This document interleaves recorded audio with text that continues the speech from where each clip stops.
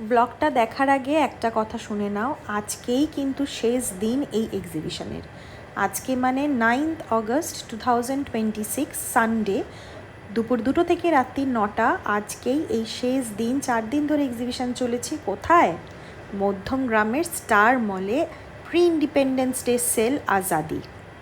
যারা যারা already visit করেছো তারা তো জানোই, আর যারা এখনও অবধি যাওনি তারা কিন্তু চটপট আজকে একদম দুপুর বিকেলেই চলে যাও আর নিজেদের পছন্দ মতো জিনিস ওখান থেকে শপিং করে নাও।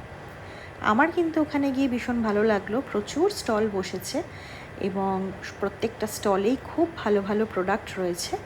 অনেক অনলাইন সেলাররাও এখানে কিন্তু স্টল দিয়েছে, আবার অনেক অফলাইন সেলাররাও দিয়েছে। ভ্যারাইটিস অফ স্টলস রয়েছে। তোমরা তোমাদের পছন্দ মতো জিনিস নিয়ে নিতে পারো, কাউকে গিফট করার জন্য বা পুজোর আগে নিজেদের জন্য। আর আমি যা বলবো সেটা হচ্ছে, ওখানে গিয়ে প্রচুর প্রচুর প্রচুর মানুষের ভালোবাসা পেলাম। তোমাদের ভালোবাসা সবসময়তেই পাই, কিন্তু সবসময় ভার্চুয়ালি পাই, এই ভিডিওর মাধ্যমে।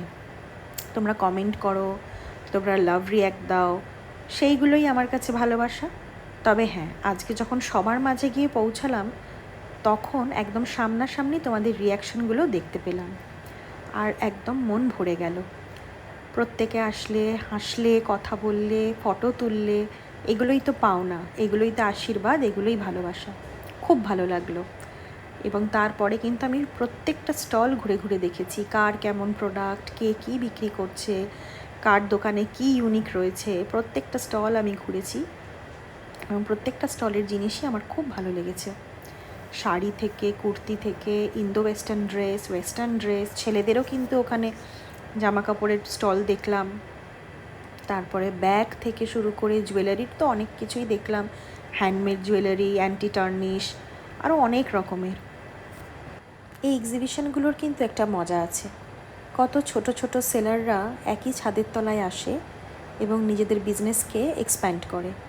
মানে এই যে আমরা কত মানুষ আসি, দেখি, ঘুরি, জিনিস নিই এবং কত দোকানের ব্যাপারে জানতে পারি, কত অনলাইন শপিং সাইটের ব্যাপারে জানতে পারি এবং সেখান থেকে ওদের বিজনেসটাও একটু এক্সপ্যান্ড করে।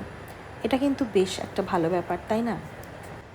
এই ধরনের এক্সিবিশনে অনেক স্টার্ট আপ ব্র্যান্ডকেও দেখা যায়।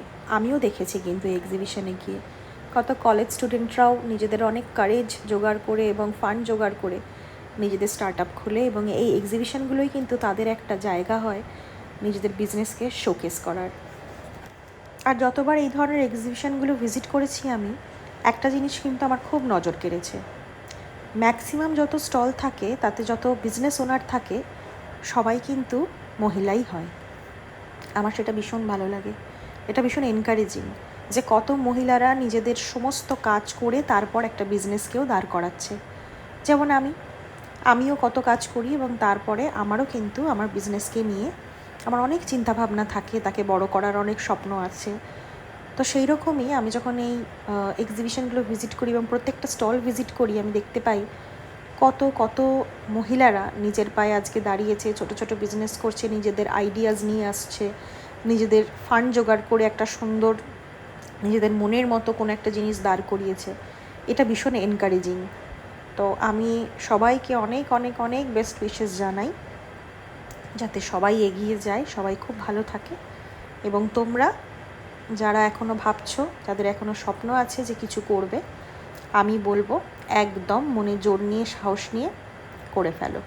নিশ্চয়ই তোমরা তোমাদের লক্ষ্যে পৌঁছে যাবে। ইনফ্যাক্ট আমি তাদেরকেও কুডোস জানাবো যারা এই ধরনের এক্সিবিশনগুলো অর্গানাইজ করে।